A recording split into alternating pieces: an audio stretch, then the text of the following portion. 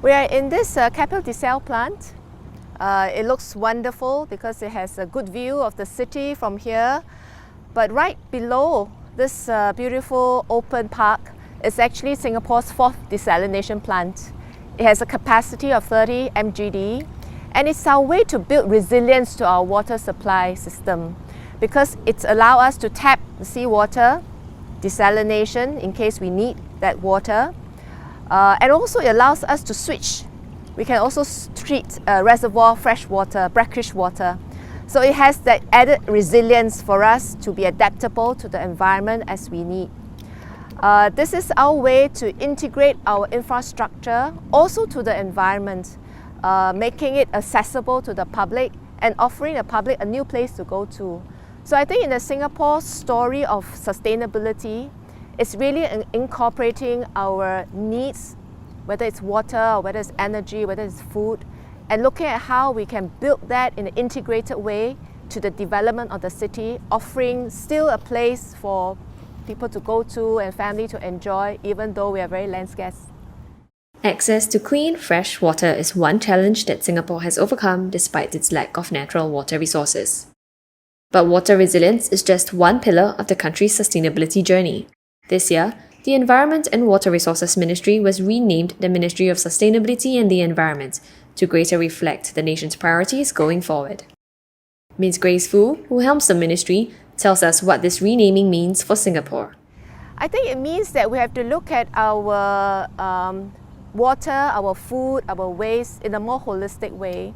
It's not just about preventing environmental pollution anymore. It's about looking at the resource and how do we make full use of the resource and recycle it as much as we can. We have done so in water. I think everybody is familiar with water reclamation and recycling now.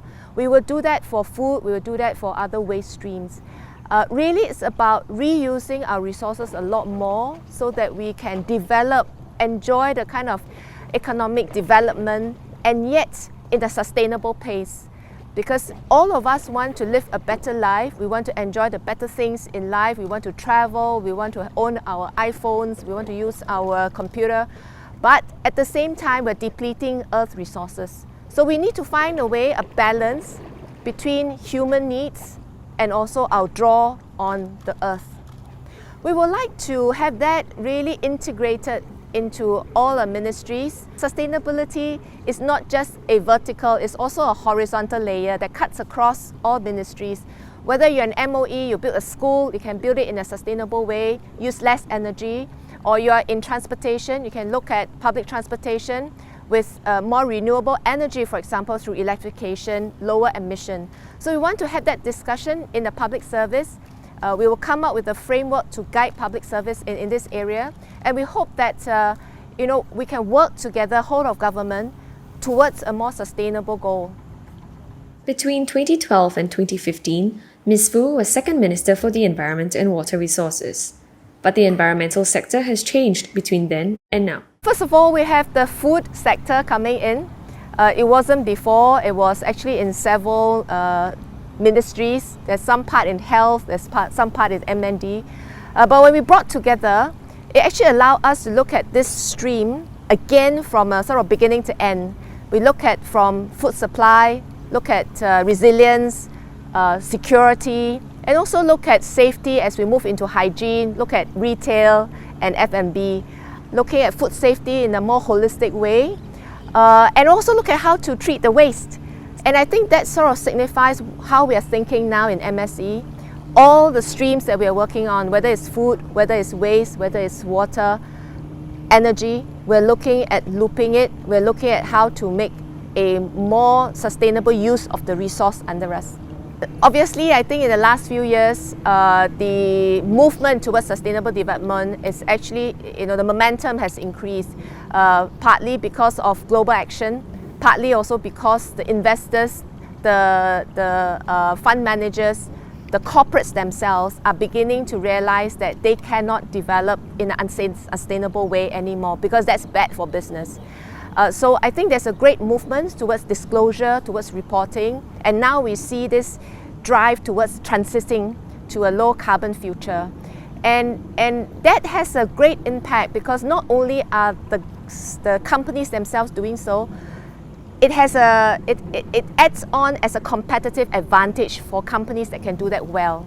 And also some companies are demanding downstream from their supplier, from their service provider, that they too need to provide sustainable green products and services. So I think that this is a ripple effect that we are seeing, and we're very encouraged by that, and we want to see how we can help the corporates, working with NGOs, working with the people sector, the community, to drive that change in behavior that we need. Singapore's focus on sustainability is not new, but there are lessons to dealing with climate change that the country could draw on from the COVID-19 pandemic. I think it has taught us a few things. I think we need to, first of all, have that resilience for resource. We have seen how supply disruptions have affected us in food, in many of the products that we're producing. We thought that we can import easily. We have, large logistical capability. But when there's disruptions, and disruptions caused one feedstock to affect another, assembly became chaotic because the parts were not coming together. And this is really a sign of what global disruptions mean. And I think we should really think about how to make ourselves a lot more resilient. So in the area of food, for example, we see that with climate change, there could be sort of large shortages across a whole sector, and therefore we need to build up that resilience and have that local production capability. Because while diversification of sources can reduce the risk of disruption from individual countries, but local production capability will allow us to really be more resilient against sort of system-wide breakdown. So that's one. The second important area is to look at how we can be more economically resilient. So in other words, how do we continue to have activities even as we have safe distancing measurements, for example, again, allowing us to switch very quickly through digital means, responding very quickly, including how do we ensure that our place of work is clean, disinfected, and that we have good hygiene habits across the whole society, from where we eat in the hawker centre to where we work, to really ensure that we are able to overcome some of these pandemic in the future.